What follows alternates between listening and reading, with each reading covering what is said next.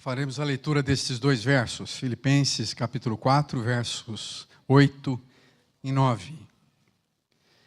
Finalmente, irmãos, tudo que for verdadeiro, tudo que for nobre, tudo que for correto, tudo que for puro, tudo que for amável, tudo que for de boa fama, se alguma virtude, se algum valor houver de excelente ou digno de louvor, pensem nestas coisas.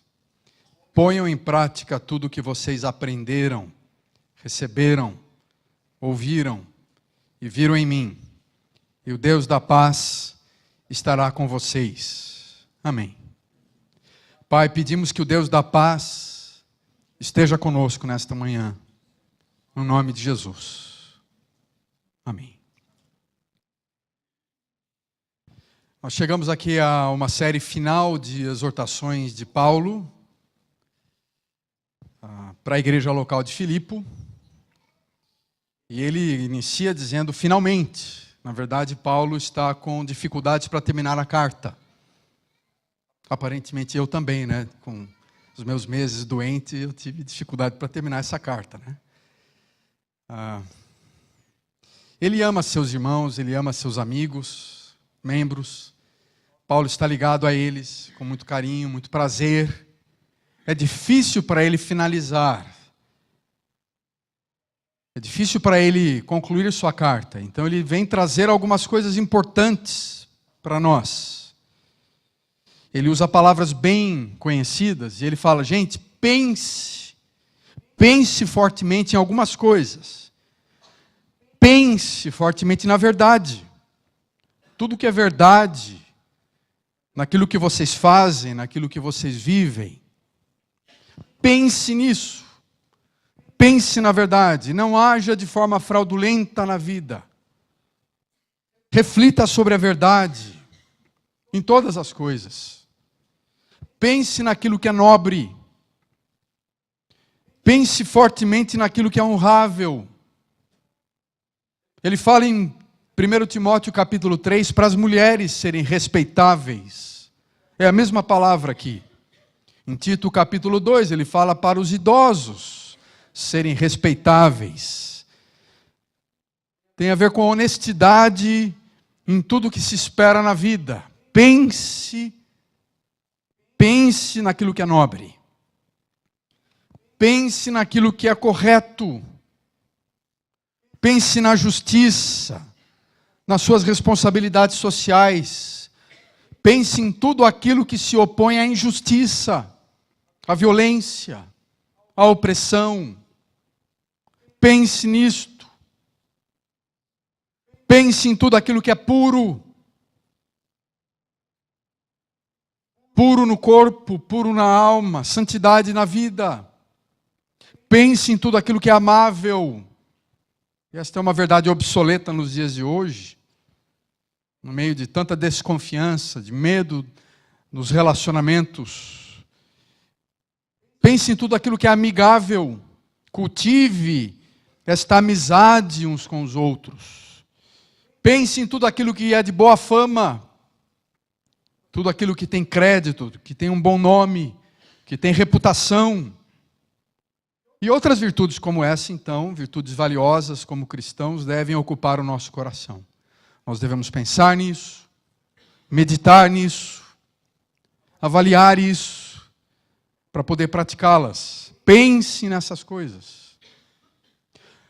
Como é que nós podemos compreender isso nos dias de hoje? Como é que a gente pode interpretar isso corretamente? Precisamos fazer uma hermenêutica certa dessas palavras, porque muitas delas estão distorcidas no mundo em que vivemos. E é perigoso a gente pensar nesse verso de forma isolada, fora do contexto. Eu quero falar com vocês sobre isso, porque é muito sério. Porque a gente poderia simplesmente traduzir essas palavras, pensar nelas, dar um significado, mas elas estão apontando muito mais para o relacionamento que a igreja tem com a cultura nos dias de hoje. A relação que nós temos como comunidade e as diferenças históricas, e Paulo tem claramente isso na mente dele, as diferenças históricas entre o pensar grego e o pensar do judeu. Judeus e gregos pensavam de forma muito diferente. Paulo está justamente enfrentando uma cultura de origem grega, helenista. Para os gregos, esses conceitos eram abstratos. Eles refletiam no conceito de verdade, de justiça, de fama, de forma abstrata. Para o judeu, isso era uma coisa muito prática, isso tem a ver com atividades. Os judeus creem na salvação que se manifesta em ações, em obras. E os judeus do Velho Testamento mostram este Deus agindo, intervindo na história, se movendo na vida das pessoas, entrando em contato com as vidas, se relacionando uns com os homens e com as mulheres, se relacionando. Deus é um Deus que intervém. E essa é a ênfase bíblica. Para os gregos, a salvação é algo de ideias, são ideais, são valores, são conceitos abstratos. Então é diferente. Os judeus do Velho Testamento e do Novo Testamento, eles são caracterizados por fortes emoções. Você sente paixão, você sente amor, você não apenas canta. Então a gente canta, a gente se envolve. Eu sinto muitas vezes uma emoção forte quando eu estou cantando, porque isso tem a ver com a nossa espiritualidade. E o cristianismo, pela perspectiva do Velho Testamento, do Novo Testamento, do judeu, ele tem a ver com emoções, com paixão. Os gregos, por outro lado, não gostam de emoções. Tentam controlar o que sentem. Querem controlar o que pensam, organizar tudo, sistematizar tudo, admirar a beleza, observar a virtude da verdade, simplesmente contemplar a justiça. Você percebe a diferença nos dias de hoje, então? No mundo que nós vivemos hoje, a diferença entre a cultura cristã e a cultura humanista onde nós vivemos, onde as pessoas pensam que ser cristão é simplesmente ter ideias cristãs, conceitos morais. E a gente perde o poder profético daquele que tem convicção, a autoridade do que fala. Olhavam para Jesus, ele tinha autoridade no que falava. Você percebe essa diferença? Paulo fala sobre isso em 1 Coríntios 1, 17. Porque Deus não enviou Cristo para batizar, mas para pregar. Ele fala, porque Deus não me enviou para batizar simplesmente, mas para pregar o evangelho de Cristo, não com sabedoria de palavras, para que não anule a cruz de Cristo. Certamente a palavra da cruz é loucura para os que se perdem. Ele está pensando nesse contexto humanista. Mas a sabedoria de Deus, o mundo não a conheceu pela sua própria sabedoria. Aprove a Deus salvar os que creem, então, pela loucura da pregação. Porque tanto os judeus pedem sinais como os gregos buscam sabedoria. Você percebe a diferença? Nós pregamos a Cristo crucificado, escândalo para judeus, loucura para os gentios. E Paulo está alertando, então, em diversos outros textos, desse viver teórico do religioso, do pensamento meramente filosófico dos cristãos. Ser cristão não é simplesmente pensar em algumas ideias intelectuais, abstratas, teóricas. E esse é um problema que não apenas é visível naquela época, mas era na história da igreja, na Europa, na América Latina. Você vê no tempo da Reforma e da Renascença, por exemplo, a diferença entre um Lutero e um Erasmus de Roterdã. Um pensamento de um Lutero, pregador profético, que desafia para uma vida nova com Deus, e um Erasmus de Roterdã, que avalia os textos, que conhece o grego como ninguém, que conhece o Novo Testamento, mas ele avalia ideias e o conhecimento cultural. Você vê isso na história também na Europa, entre anglicanos e puritanos no século XVII. Os puritanos cristãos pós-reforma no século XVII queriam um culto que sentisse a presença de Deus, que experimentasse a ação do Espírito Santo, e clamavam, vem Espírito, vem aqui em nosso meio, se mova em nossa vida. Os anglicanos, por outro lado, enfatizavam as cerimônias, os rituais, a beleza da linguagem, os ornamentos dos prédios. Você percebe a diferença do avivamento e do iluminismo no século XVIII. Os avivamentos convidavam as pessoas para um despertamento espiritual, para um nascer de novo.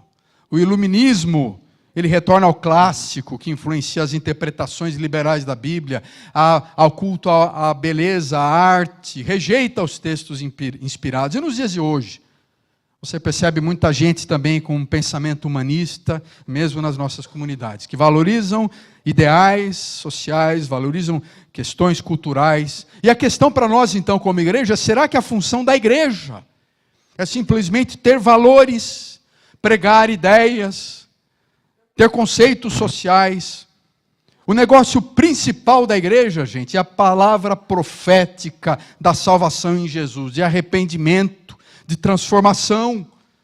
Nós não estamos aqui simplesmente como igreja cristã para falar de valores sociais, para anunciar aquilo que é diferente. Nós estamos aqui para denunciar também a corrupção, denunciar a injustiça, denunciar a destruição dos valores da comunidade. O negócio principal da igreja não é simplesmente se preocupar com as mudanças sociais. Nós somos um tipo de gente que pensa em uma vida diferente, em santidade, em mudança de vida, em mudar de vida. Então, quando a gente lê o verso 8, eu quero que você pense na verdade, na nobreza, na justiça, no correto, no puro, no amável, na boa fama, daquilo que nós temos a perspectiva como cristãos. Paulo não está falando para a gente simplesmente pensar nessas virtudes sociais e culturais dos cidadãos, como gregos ou como brasileiros. Nós temos que pensar em algo mais. Ele usa a palavra virtude do grego mesmo, a palavra pagã, né? Era a base da filosofia grega, que era a base moral da cultura. E uma interpretação desse texto, então, ela não pode simplesmente refletir as palavras bonitas. E a gente fica falando essas palavras bonitas entre nós, de verdade, de justiça, de bondade, mas nós não vivemos. Nós não podemos simplesmente desejar isso, elevar nossa mente como gregos, achando que a palavra bonita, falar sobre justiça, falar sobre moralidade, isso se torna meramente uma concepção psicológica, é uma má interpretação teológica, um pseudo-evangelho. Só pensamos em ideias. E essa é a diferença da mentalidade humanista grega da mentalidade cristã do judeu. Nós temos que viver isso. Não são apenas ideias. A teologia da cruz se transforma em mudança de vida. Ela não é meramente uma filosofia. Eu quero que você lembre, por exemplo, na semana passada, semana da Páscoa.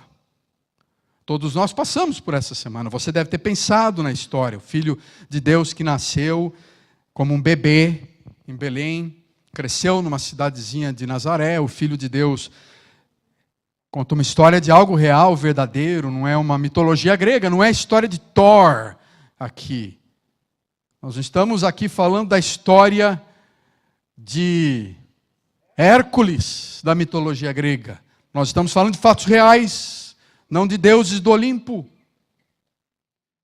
Jesus nasceu num local histórico, Jesus se encarnou numa comunidade, assumiu a forma de gente, morreu numa cidade, ressuscitou. Esses são fatos, um evento histórico, cultural, social, que mudou a história da humanidade. O Evangelho é a história de Jesus.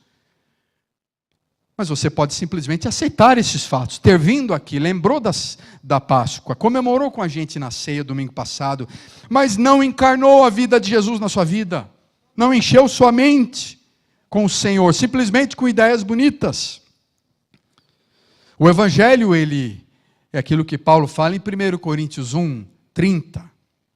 Vós sois dele em Cristo Jesus, o qual se tornou da parte de Deus sabedoria, justiça, santificação e redenção. Jesus é a verdade. Jesus é a sabedoria, Jesus é a justiça. Pense na verdade. O que é a verdade? A verdade é Jesus, a pessoa encarnada de Jesus em nós. Então, será que nós estamos vivendo e pregando este evangelho profético de arrependimento? Estamos vivendo e pregando este evangelho profético de transformação de vidas, que exige conversão, que exige a gente se humilhar perante Deus, e não ser um religioso bonzinho que pensa nas coisas, que vem para a igreja, mas não simplesmente encher a mente com essas ideias religiosas. A gente pensa às vezes que é como um Jedi do Star Wars, né? Não sei aqueles aqui que conhecem os Jedi. Eu sou fã do Jedi já há décadas. Se você viveu os últimos 20, 30 anos sem conhecer os Jedi, você não viveu o século 21 ainda. Você não sabe onde nós moramos. Porque nós vivemos na época dos Jedi. Na época de Star Wars. Agora, a gente acha que a força está em nós. A gente assiste Jedi e acha que a força está ao nosso redor. E todos nós estamos aí num combate entre o bem e o mal. E a gente fica torcendo para o bem vencer. E o mal desaparecer. E vem então aqueles, o neto agora do Darth Vader, está num grande conflito. O neto do Darth Vader, nos últimos anos, ele não sabe se ele é bonzinho, se ele é mau. Mas geralmente tende para o mal. A gente vive num mundo, então, em que a gente quer ser um Obi-Wan Kenobi, um mestre Yoda. Mas eu queria dizer para vocês, gente, não existe mestre Yoda aqui entre nós. Nós todos somos um Darth Vader. Eu queria que você soubesse disso. Não Chewbacca, né? Tem alguns com cara de Chewbacca aqui, é verdade. Gente, se você não sabe o que a gente está entendendo, você precisa assistir televisão, assistir Star Wars, ir no cinema. Em breve vem mais um aí. Não é? Mas a gente vem dessa cultura que acha que é uma cultura humanista, que acha que dentro de todo ser humano há a bondade e dentro de todo ser humano há a maldade, que ela está em constante luta entre bem e mal e que existe uma grande energia positiva ao nosso redor, e essa força que nós temos que abraçar. Isso é budismo. Isso é pensamento budista, panteísta. Isso é um pensamento oriental, não é cristão. O cristianismo crê que todo ser humano dentro de si tem a maldade. Nós somos impregnados pelo mal. Há o mal dentro de nós e sempre o lado escuro da força vai vencer. Porque todos nós temos o Darth Vader dentro de nós. Isso é o pecado, gente. Eu estou usando essa linguagem moderna. Para a gente tirar essa noção errada de que nós somos bons, de que há algo de bom dentro de nós. Nós somos os inimigos do Senhor. A Bíblia deixa claro isso. O Evangelho é muito claro em dizer que nós não somos superiores, nós somos imperfeitos. Nós temos que olhar para o Senhor. Nós somos os nossos piores inimigos. Há uma maldade que vai corroendo como câncer dentro de nós, que adoece nossa alma. Nós precisamos diariamente da graça de Deus, do perdão do Senhor, do sangue de Jesus sobre nossa vida. O método cristão é esse, de olhar para o nosso coração, para as nossas imperfeições, e olhar para Jesus. Esse é o método cristão. Nós olhamos para nós, para o pecado em nós, para a nossa debilidade, e nós olhamos para o Senhor Jesus. Ó Senhor, nós dependemos de Ti. Nós olhamos para o nosso coração, não simplesmente imaginamos ideias boas, né? Olhamos para a gente, para a vida, assistimos um filme, tem aquela lição de moral, a gente fala, vou fazer isso lá em casa, vai funcionar. E não funciona, porque nós temos que olhar para o Senhor. Nós olhamos nossa vida diante da luz de Cristo, nós nos conhecemos conhecendo ao Senhor, e quando nos conhecemos, percebemos que há escuridão dentro de nós, há maldade dentro de nós, e nós olhamos para Jesus, entregamos a nossa vida para Ele, nos submetemos a Ele, porque sem Ele nós não vivemos, não subsistimos. Então o Evangelho não é tentar modificar a minha vida, mas é receber uma nova vida. É isso que Paulo está dizendo aqui para nós. É isso que Paulo está dizendo. O cristianismo delimita a minha intelectualidade aos valores da justiça de Cristo, da paz de Cristo, da pureza de Cristo, da amabilidade de Jesus. Então, verdadeiro no sentido bíblico, esta verdade da palavra em Cristo Jesus. Nobre, a nobreza nossa é inspirada na nobreza de Jesus. E somos incentivados a viver de forma respeitáveis por causa de Cristo. O correto, no sentido bíblico, da justiça que se opõe à injustiça social, é a presença da justiça de Cristo em nós, que nos impulsiona contra a violência, que nos impulsiona contra a corrupção, que nos impulsiona contra a opressão. E essa violência, essa opressão, não está simplesmente no ex-presidente do Brasil, ela está ao nosso redor, em todas as casas.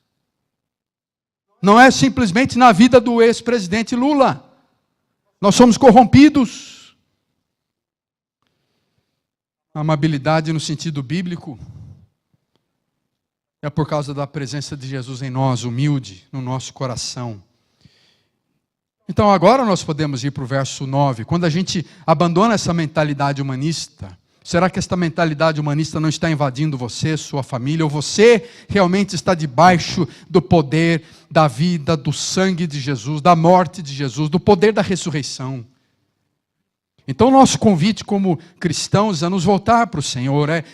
Não podemos simplesmente esquecer de alguns princípios fundamentais, alguns princípios importantes. E Paulo está dizendo isso no verso 9. Ponham então em prática tudo o que vocês aprenderam, tudo o que vocês receberam, tudo o que vocês ouviram, tudo o que vocês viram, tudo que eu falei, o que eu estou dizendo, essas coisas são importantes para você encontrar a felicidade. Nós precisamos nos submeter ao domínio e governo de Jesus Cristo. O ser humano, então, é dividido em duas dimensões. Nós temos um lado muito prático e um lado muito teórico de nós. Então, Deus nos deu essas virtudes que vêm no pensamento, aquilo que é verdadeiro, justo, honesto, puro, amável, de boa reputação, mas Ele nos convida agora, e aqui vem o verso 9, a o quê? Faça essas coisas. Faça. O que você ouviu, faça. O que você tem ouvido sido pregado, faça. O que você está aprendendo da gente, obedeça. Então, essa relação prática e teórica. O Evangelho não é simplesmente uma modificação externa, uma adição. Mas eu quero que você saiba o seguinte, que o Evangelho, ele é algo que domina a gente, que vai transformando a nossa vida toda de forma plena. Tanto aquilo que a gente pensa, quanto aquilo que a gente faz. Segundo Coríntios capítulo 5, verso 17, Paulo diz o seguinte: uma adição de alguns valores sobre a minha personalidade, mas há algo novo. O Evangelho em mim é uma nova vida. Não somos simplesmente pessoas melhores porque vimos para a igreja. Você vem para a igreja, participa, e você então é uma pessoa melhor. Por quê? Porque você está frequentando a igreja presbiteriana de Vila Judite. Não! O Evangelho é uma transformação. A pergunta que eu faço é, será que esta mentalidade de Jesus domina seus pensamentos e ações? E aqui está outro princípio importante desse texto, do verso 9, que é uma teologia da santificação. O Novo Testamento não apresenta a santificação na vida do cristão. O cristão ele cresce, ele se desenvolve, a sua espiritualidade é transformadora, ele se santifica. Mas isso não é apenas regras morais, não são regras sexuais, simplesmente compromissos rígidos com as suas finanças e dízimos. Não, o grande perigo no Novo Testamento é virar essa doutrina da santificação numa moralidade, no moralismo grego, humanista.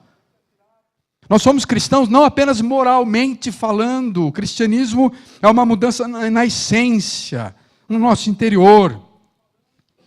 Cristãos não mudaram apenas as suas atitudes, mas houve uma mudança no seu interior, e essas pessoas são totalmente diferentes. E é importante toda essa leitura para nós entendermos o que Paulo está falando sobre a felicidade. Aqui eu quero concluir o sermão nesta manhã pensando sobre a felicidade, porque o tema dessa carta é a felicidade. Como é que você pode ser feliz? Como é que você vai ser feliz? O caminho da felicidade é o caminho da santidade. Eu quero que você ouça muito bem isso. Porque o caminho da felicidade no Novo Testamento é um caminho da santidade.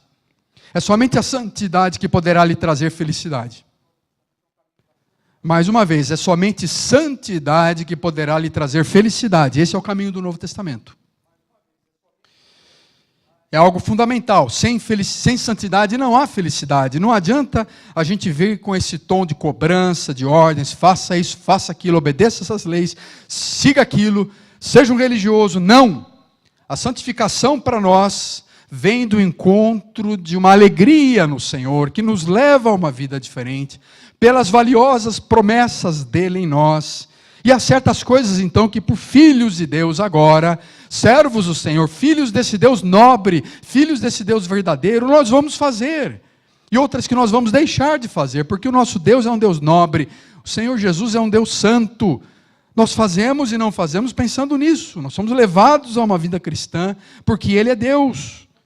Então nós não precisamos aqui, eu não quero que nós sejamos Uma comunidade que a gente fica pegando no pé um do outro. Cada um aqui é livre para encontrar sua própria felicidade. Nós não podemos ser uma igreja que a gente fica cobrando a espiritualidade uns dos outros. Você seja como você quiser, espiritualmente falando. Isso não é igreja. Igreja é aquele lugar que as pessoas ficam se cobrando, se questionando, pegando no pé um do outro. Não funciona como comunidade. Nós precisamos compreender primeiro que sem santidade não há felicidade. Sem santidade não haverá felicidade na sua vida. Então, um convite para você, quando a gente pensa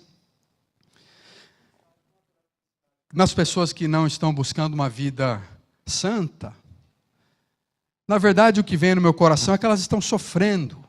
Estão sofrendo.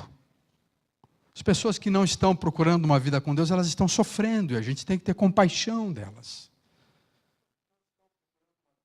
Porque elas não experimentaram ainda as melhores coisas do Evangelho. Porque elas não encontraram ainda a felicidade plena daquele que, como Paulo, mesmo aprisionado, mesmo à beira da morte, ele está feliz. Então é sofrível às vezes aquele que deseja conhecer as bênçãos do Evangelho, frequentar uma igreja, participar de um movimento cristão, mas não está buscando com intensidade, não está buscando com determinação a coisa mais essencial da felicidade, que é a santidade. Não adianta. Nós não vamos encontrar a felicidade se não buscarmos uma vida santa na presença do Senhor. E eu não estou falando como regras morais, mas estou falando de obedecer a palavra, viver em comunhão com o Senhor. Sem isso não há felicidade. Por isso que Paulo está dizendo, olha, tudo que eu falei, tudo que eu estou ensinando para vocês, tudo que vocês ouviram, tudo que foi pregado para vocês, tudo que vocês viram em mim, ponham em prática. Verso 9. E o Deus da paz estará com vocês. O Deus da paz estará com vocês. Meu irmão, minha irmã, se você não está se sentindo feliz com o Senhor, provavelmente você precisa olhar para a sua vida pessoal, se você está vivendo em santidade. Eu não quero que você se engane. Nós somos idiotas se pensarmos que nós vamos ser felizes se não praticarmos o Evangelho, praticarmos aquilo que Paulo fala. É idiotice achar que vai funcionar essa coisa de ser cristão se nós não vivermos o Evangelho. Lembra daquela história de Jesus, do construtor? E eu acho que ele era corintiano, né? Porque ele põe as estacas, os fundamentos de uma casa na areia, né? Lá em Mateus 7. Não é mesmo, Rafael? Não. Você não prestou atenção. O construtor, ele pôs as estacas na areia. E aí vem a ressaca e o que acontece? Derruba a casa. Eu estive no mês de novembro, quando eu estava bem doente, eu fui para Santa Catarina, fiquei lá na beira da praia, tentando recuperar um pouco a energia, tossia, eu não conseguia dormir à noite, foi uma fase muito difícil, não conseguia respirar por causa da asfixia, do refluxo, mas eu fiquei aqueles quase 15 dias paradinho lá à beira da praia. Não tem coisa melhor do que o ar da praia para ajudar a sarar a gente, né? Comendo pouco, fui emagrecendo, mas estava lá me restaurando com aquela vista bonita, né? Até hoje, eu tenho uns programas na minha TV que eu tô lendo, às vezes aí coloco aquele mar assim na TV, ouvindo o som do mar. Na tela do computador eu tenho uns negócios que às vezes estou estudando, trabalhando, e ponho o mar assim do meu lado para me inspirar. Enfim, eu gosto dessa visão do mar, né? Mas eu me lembro lá, eu estava numa praia de Santa Catarina, que eles colocaram grandes estacas de madeira para impedir a ressaca do inverno. Só que eles enfiaram as estacas na areia da praia, com grandes tratores e basculantes, e massacrável, aquele som forte das estacas, grandes estacas na beira da praia, para impedir o quê? Que a água entrasse na calçada e se achegasse às casas. Mas aí eles fizeram isso no ano retrasado. Quando eu fui em novembro, metade da praia as estacas tinham caído, porque veio a ressaca de inverno do ano passado e derrubou aquelas imensas estacas de madeira enfincadas com grandes tratores profundamente à beira da areia. Na areia. A ressaca veio e derrubou. E eles estavam novamente, fazendo a mesma coisa. Por isso que eu acho que eram corintianos. Enfiando novamente as estacas, não é, Aguinaldo? Na areia. Vai funcionar? Não vai. A ressaca voltará, vai derrubar novamente. Mas ficou bonito lá para a turma. Chegou em janeiro, as calçadas estavam sendo refeitas, mas a história de Jesus, eu estou citando uma passagem de Jesus em Mateus 7, versículos 24 a 27. Todo aquele, pois, prestem atenção, todo aquele, pois, que ouve estas minhas palavras e as pratica, será considerado um homem prudente que edificou sua casa sobre a rocha. E é o que precisa ser feito lá na praia de Santa Catarina, você tem que colocar a rocha. Caiu a chuva, transbordaram os rios, sopraram os ventos e deram com ímpeto com aquela casa que não caiu, porque ela fora edificada sobre a rocha.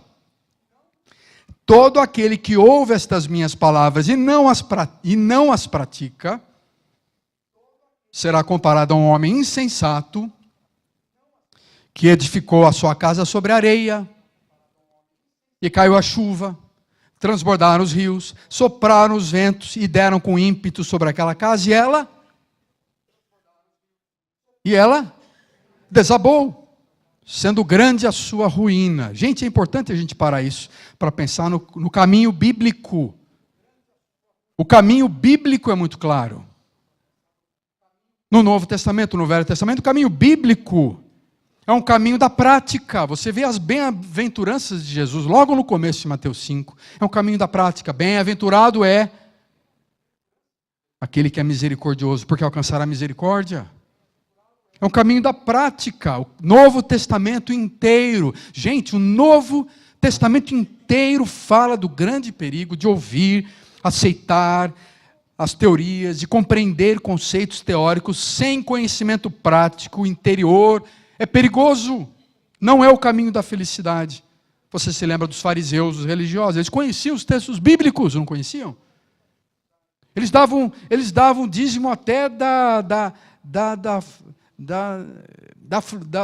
erva que eles criavam no quintal, do hortelã, eles davam dízimo da pimenta que eles tinham no vasinho lá de casa. Eles pegavam um décimo, cortavam um pedaço da pimenta assim que estava no vasinho e dava para a comunidade. Mas eles destratavam, eram hostis, eram pessoas nervosas, orgulhosas. Na verdade, qual é o livro da Bíblia que deveria vir antes de Paulo? Sabia? É o livro de Tiago. Tiago, no Novo Testamento, cronologicamente, ele vem muito antes de Paulo. Então, se você quer ler o Novo Testamento, leia os Evangelhos, Atos, aí vai lá para o fundo e pega o livro de Tiago e leia. Depois você lê Paulo. Porque Tiago, na verdade, era o irmão de Jesus, ele foi o primeiro líder daquela igreja em Jerusalém, e eles discutiram claramente essa questão do teórico e do prático.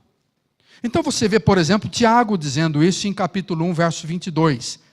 Tornai-vos, pois, praticantes da palavra, não somente ouvintes, enganando-vos a vós mesmos. Porque se alguém é ouvinte da palavra, não praticante, assemelha-se ao homem que contempla no espelho seu rosto natural, pois a si mesmo se contempla, se retira e para logo se esquece de como era a sua aparência. Isso não acontece no culto?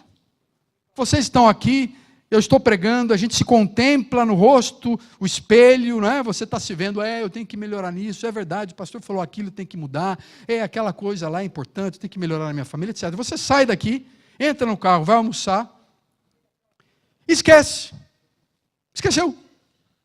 do que eu falei, esqueceu. Isso é triste para nós, porque a gente não vai mudando de vida. E você percebe isso em várias outras passagens. Jesus, em João capítulo 13, fala sobre isso, né? O caminho do Evangelho, gente, é um caminho de santificação, um caminho de mudança de vida, de transformação, porque você recebe as grandes bênçãos do Evangelho E você ouve então o Senhor Jesus dizer, e Paulo dizendo, vai e faça. Aquilo que nós falamos, vai e faça. Aquilo que você está ouvindo, vai e faça. Aquilo que você está percebendo no grupo, vai e imite. Siga. Seja um discípulo de Jesus. Porque a sua santidade vai levar à felicidade. Então, se você quer ter uma vida feliz, meu irmão, minha irmã, e você olha para a história da igreja, você percebe isso. Né? Na história da igreja, você descobre claramente que esse é o caminho no Novo Testamento. E você vai descobrir na história da igreja também, na vida dos cristãos, dos missionários, dos teólogos, dos pastores, na biografia de homens e mulheres consagradas. Você vai na vida de Lutero, de um Agostinho, de um Calvino, de um Wesley, e você percebe tantos outros pastores, teólogos, missionários, irmãos e irmãs, crentes dessa imensa comunidade de discípulos de Jesus na história da igreja. Todos eles queriam fazer tudo para a glória de Deus e viver este evangelho, se conhecer melhor, saber das suas falhas. Eles reconheciam que eram grandes pecadores, eles se humilhavam, eles percebiam que precisavam continuar a crescer, constantemente estavam examinando seu coração, estavam procurando levar uma vida santa. Esse é o caminho. E é aí que a gente vai encontrar a paz. O verso 7 fala sobre a paz de Deus que excede todo o entendimento, guardará o coração de vocês. E agora o verso 9 fala de uma forma bem geral, né? E o Deus da paz estará com vocês. Quem daqui não quer ter paz no coração? Quem daqui não deseja ser feliz lá no fundo do coração, mesmo diante das lutas? A paz é esta grande característica que Deus nos dá, que Ele quer compartilhar conosco. Deus é santo, Deus é um Deus que em si mesmo, na sua própria essência, Ele está plenamente em acordo, em harmonia. No seu próprio coração, Deus é pleno, Ele é feliz. Em toda a profundidade da palavra feliz. Não há contradições no coração de Deus, não há antagonismos quanto aos seus sentimentos, Ele é feliz. E Ele quer compartilhar conosco essa felicidade, nos convidando a viver com Ele, a entregar nossa vida para Ele, a mudar de vida, a andar com Jesus. Então, somente, meus irmãos e irmãs, o que Paulo está dizendo, façam isso. Vamos fazer, vamos viver aquilo que a gente está ouvindo, um pouquinho por dia. Não dá para fazer tudo, talvez você esteja 20, 30 anos, ouviu tantas coisas, mas fez pouco. Então, começa devagar, mas dia a dia, tome decisões diárias de viver mais parecido com Jesus. De agir como Jesus, de falar como Jesus. As dificuldades virão, mas tão somente faça aquilo que você aprendeu. Você conhece Jesus realmente? Você tem vivido como Jesus? Vamos orar então, nos coloquemos em pé. Talvez essa hora seja um momento para você se reconsagrar a Deus, você buscar o Senhor, procurar uma nova dimensão espiritual, buscar o caminho da felicidade, que é um caminho de santidade. Irmãos e irmãs, a palavra nos ensina, santificai-vos. Santificai-vos, porque Deus fará maravilhas em nosso meio, se nós nos santificarmos. Vamos orar. Senhor Jesus, colocamos nossa vida nas Tuas mãos. Reconhecemos nossas debilidades, nossas fraquezas. Reconhecemos a dificuldade que temos para levar uma vida séria com o Senhor. Pedimos perdão, Pai. Tenha misericórdia de nós, Senhor. Derrama sobre nós a graça do Teu Filho Jesus. Que Teu Espírito mova-se em nosso coração com uma nova vida. Com essa energia que vem do Senhor, com essa força que vem do Senhor no nosso coração, transformando-nos, movendo-se, Deus, em todas as áreas da nossa vida e coração. Perdoa-nos, Deus, dos nossos muitos erros e pecados, e purifica-nos e lava-nos com o sangue precioso de Jesus. Nós nos consagramos a Ti agora, entregamos nossa vida a Ti, pedimos a Tua bênção sobre nós, nossas famílias, sobre esta comunidade, no nome de Jesus Cristo. Amém. Amém. Pode sentar.